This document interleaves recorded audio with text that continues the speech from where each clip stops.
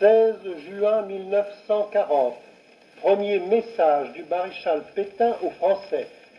Français, à l'appel de Monsieur le Président de la République, j'assume à partir d'aujourd'hui la direction du gouvernement de la France. Sûr de l'affection de notre admirable armée qui lutte avec un héroïsme digne de ses longues traditions militaires contre un ennemi supérieur en nombre et en armes. Sûr que par sa magnifique résistance, elle a rempli nos devoirs vis-à-vis de nos alliés. Sûr de l'appui des anciens combattants que j'ai eu la fierté de commander. Sûr de la confiance du peuple tout entier. Je fais à la France le don de ma personne pour atténuer son malheur. En ces heures douloureuses, je pense aux malheureux réfugiés qui, dans un dénuement extrême, sillonnent nos routes. Je leur exprime ma compassion et ma sollicitude. C'est le cœur serré que je vous dis aujourd'hui qu'il faut cesser le combat. Je me suis adressé cette nuit à l'adversaire pour lui demander s'il est prêt à rechercher avec moi, entre soldats, après la lutte et dans l'honneur, les moyens de mettre un terme aux hostilités. Que tous les Français se groupent autour du gouvernement que je préside pendant ces dures épreuves, et fassent taire leur angoisse pour n'obéir qu'à leur foi dans le destin de la patrie. 20 juin 1940. Second message du maréchal Pétain aux Français. Français, j'ai demandé à nos adversaires de mettre fin aux hostilités. Le gouvernement a désigné hier les plénipotentiaires chargés de recueillir leurs conditions. J'ai pris cette décision dure au cœur d'un soldat, parce que la situation militaire l'imposait. Nous espérions résister sur la ligne de la Somme et de l'Aisne. Le général Weygand avait regroupé nos forces. Son nom seul présageait la victoire. Pourtant, la ligne a cédé et la pression ennemie a contraint nos troupes à la retraite. Dès le 13 juin, la demande d'armistice était inéluctable. Cet échec vous a surpris. Vous souvenant de 1914 et de 1918, vous en cherchez les raisons. Je vais vous les dire. Le 1er mai 1917, nous avions encore 3 280 000 hommes aux armées, malgré 3 ans de combats meurtriers. À la veille de la bataille actuelle, nous en avions 500 000 de moins. En mai 1918, nous avions 85 divisions britanniques. En mai 1940, il n'y en avait que 10. En 1918, nous avions avec nous les 58 divisions italiennes et les 42 divisions américaines. L'infériorité de notre matériel a été plus grande encore que celle de nos effectifs. L'aviation française a livré à 1 contre 6 ce combat. Moins fort qu'il y a 22 ans, nous avions aussi moins d'amis. Trop peu d'enfants, trop peu d'armes, trop peu d'alliés, voilà les causes de notre défaite.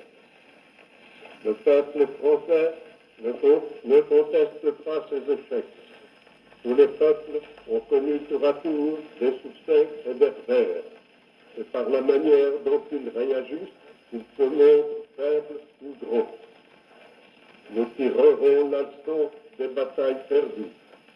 Depuis la victoire, l'esprit de jouissance l'a emporté sur l'esprit de sacrifice. On a revendiqué plus qu'on a servi. On a voulu épargner l'effort.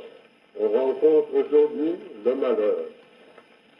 J'ai été avec vous dans les jours glorieux, chef du gouvernement. Je suis et resterai avec vous dans les jours sombres. Soyez à mes côtés. Le combat reste le même. Il s'agit de la France, de son sol, de ses fils.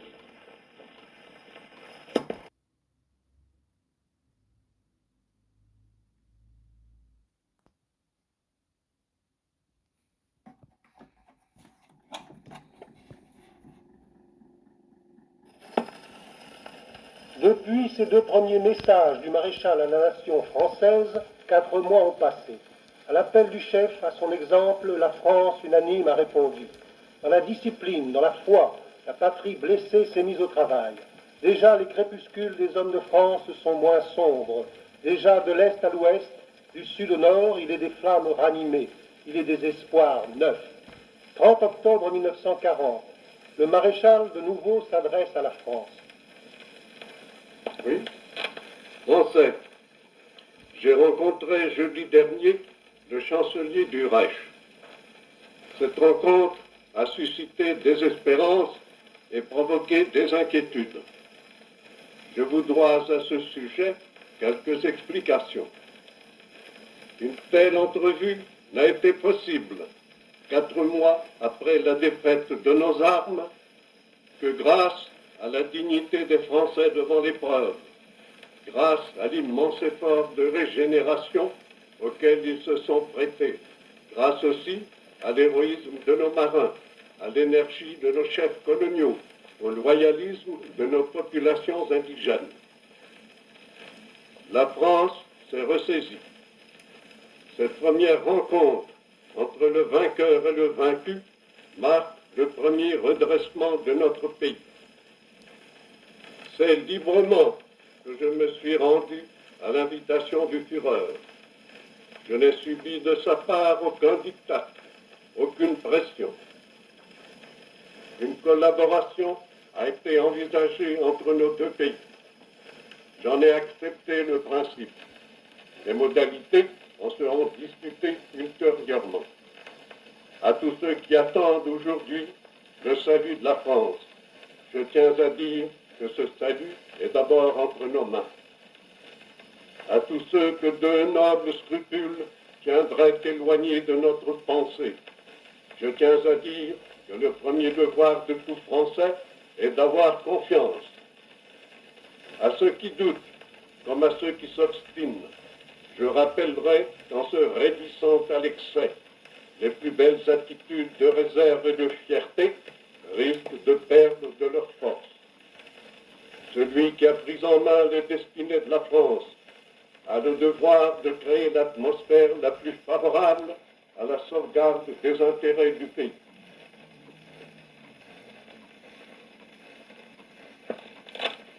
C'est dans l'honneur et pour maintenir l'unité française, une unité de 10 siècles, dans le cadre d'une activité constructive du nouvel ordre européen, que j'entre aujourd'hui dans la voie de la collaboration.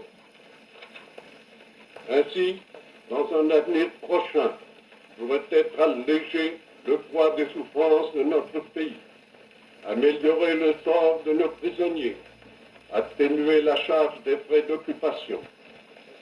Ainsi, pourrait être assouplie la ligne de démarcation et faciliter l'administration et le ravitaillement du territoire. Cette collaboration doit être sincère. Elle doit être exclusive de toute pensée d'agression. Elle doit comporter un effort patient et confiant. L'armistice, au demeurant, n'est pas la paix. La France est tenue par des obligations nombreuses vis-à-vis du vainqueur. Du moins, reste-t-elle souveraine. Cette souveraineté lui impose de défendre son sol, d'éteindre les divergences de l'opinion, de réduire les dissidences de ses colonies. Cette politique est la mienne. Les ministres ne sont responsables que devant moi. C'est moi seul que l'histoire jugera. Je vous ai tenu jusqu'ici le langage d'un père. Je vous tiens aujourd'hui le langage du chef. Suivez-moi. Gardez votre confiance en la France éternelle.